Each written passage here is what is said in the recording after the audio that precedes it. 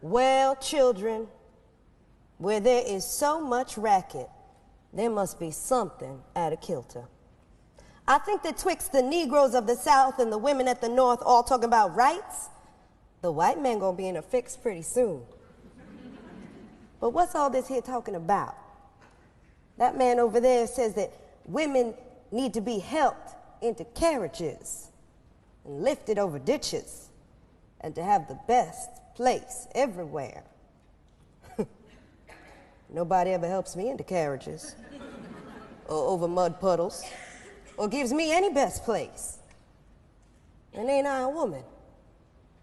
Look at me. Look at my arm. I have plowed and planted and gathered into barns, and no man could head me. And ain't I a woman?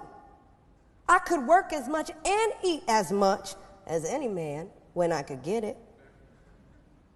And I could bear the lash as well. And ain't I a woman? I have borne 13 children, seen most sold off into slavery.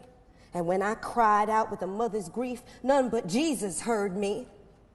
And ain't I a woman? And they talk about this thing in the head. What is it they call it? Oh, that's right, yeah, intellect. That's it, honey. Well, what's that got to do with women's rights and Negroes' rights?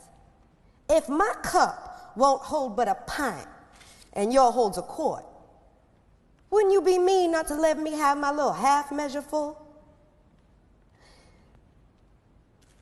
That man in the back there, he says women can't have as much rights as men because Christ wasn't a woman.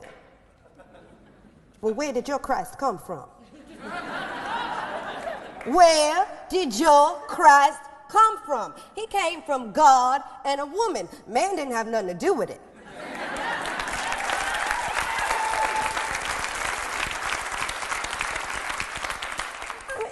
If the first woman God ever made was strong enough to turn the world upside down all alone, well, these women here together ought to be able to turn it back and get it right side up again.